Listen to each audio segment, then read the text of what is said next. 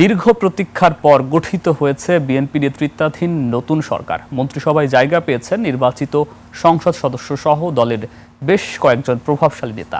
তারেক রহমানের নেতৃত্বে নতুন সরকারের মন্ত্রী ও প্রতিমন্ত্রীদের শপথ গ্রহণের পর থেকেই তাদের নিজ নিজ নির্বাচনী এলাকায় বইছে আনন্দের জোয়ার। স্থানীয়দের প্রত্যাশা, নতুন মন্ত্রীদের হাত ধরেই এবার দূর হবে দীর্ঘদিনের সমস্যা।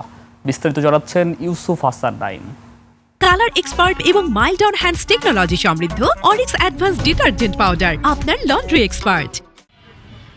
বিএনপির মহাসচিব ও ঠাকুরগাঁও ১ আসনের সংসদ সদস্য মির্জা ফখরুল ইসলাম আলমগীর স্থানীয় সরকার, পল্লী উন্নয়ন ও সমবায় মন্ত্রণালয়ের দায়িত্ব পেয়েছেন।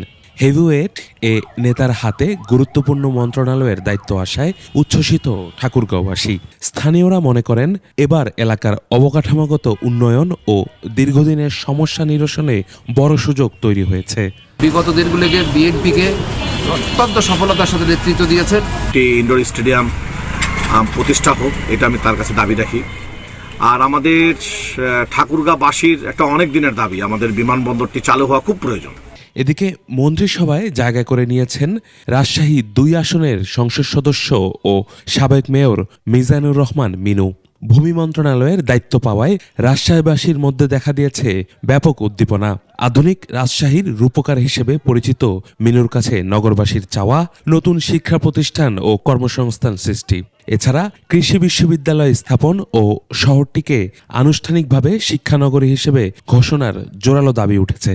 রাষ্ট্রীয়ভাবে আমাদেরকে এই রাজশাহীবাসীকে স্বীকৃতি দিবেন। আমরা সুখে শান্তিতে নিরাপদের জন্য বাস করতে পারি, এটাই আমাদের সবার প্রত্যাশা। বিভিন্ন ধরনের শাক সবজি, আম, মাছ আমরা উন্নত বিশ্বের বিভিন্ন জায়গায় পৌঁছিয়ে দিতে পারি। এই জন্য রাজশাহীতে একটি আন্তর্জাতিক আমাদের বিমানবন্দরের প্রয়োজন। উচ্ছ্বাস কম নেই সিরাজগঞ্জেও।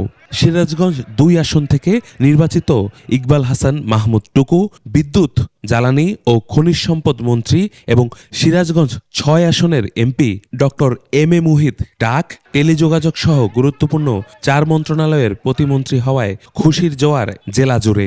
স্থানীয়রা বলছে এবার সিরাজগঞ্জের প্রধান ঐতিহ্য তাঁত ও গোশিল্পের প্রসারে বিশেষ ভূমিকা রাখবে সরকার। পাশাপাশি যমুনা সেতুর পশ্চিম পাড় থেকে পাবনা পর্যন্ত মহাসড়ক নির্মাণ ও বগুড়া পর্যন্ত ডুয়েল গেজ রেললাইন চালুর দাবিও এখন তুঙ্গে।